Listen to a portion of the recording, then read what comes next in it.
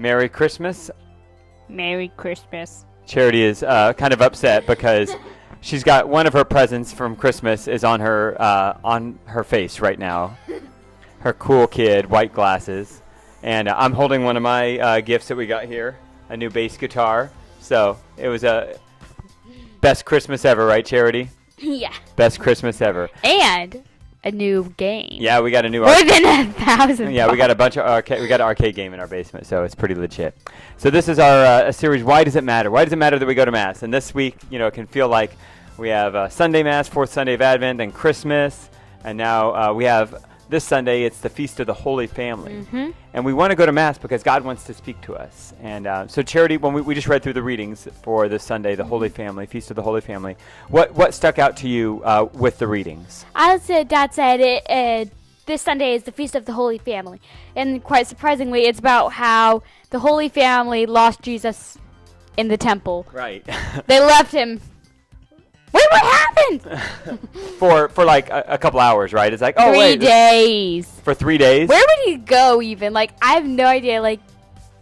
They found them in the temple, but before then, I would have no idea where to look. Because if it's 3 days, he could have gone to an inn and slept there, or could have gone to family, or he could have just slept in the streets. And it's not like, oh, he's somewhere in this house. It's somewhere in all of Jerusalem to look. And they also looked in Nazareth, the hometown, and asked all the people that they were traveling with, and they couldn't find him. So he was like, yeah, they were on their way to Nazareth. So they go back to Jerusalem and find him in the temple there. And I love this story because it shows a very human side of the family. We have a big family. We have 7 kids, Michelle and I, 9 of us in our family right now.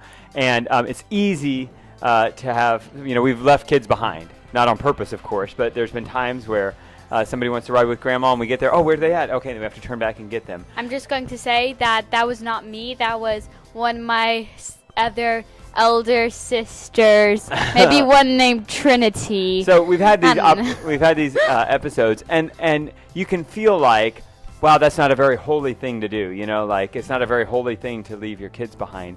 But Mary and Joseph and Jesus show us that they were real people. Sometimes we have this idea of this stained glass window of who they are. Yeah, and when she found him, had Gregorian chant going all the time and prayed all the time. But they were real people. Yeah, and they really lived. When Mary found him, he's like, how could you do this to us? And you'd always imagine how could you do this to us? But 3 days, I doubt she'd just be in this calm, gentle voice. Yeah, we don't know the tone of voice that she used. And so even in these stressful times, we're reminded to keep our peace. And that's what I wanted to end with. In the second reading, one of the options is St. Paul's letter to the Colossians. And he has this great quote, one of these nuggets, these power verses, where he says, let the peace of Christ control your heart. I'm just going to say, easier said than done. Absolutely, easier said than done. But what a beautiful thought, to let the peace of Christ control our hearts. And so as we wrap up holiday seasons, as we get back into the swing of things, let the peace of Christ control your heart. This is Why Does It Matter? We are MJM7. This is my drummer, Charity. My name is Michael. Check us out online, mjm7.band, and go to Mass. Go with God.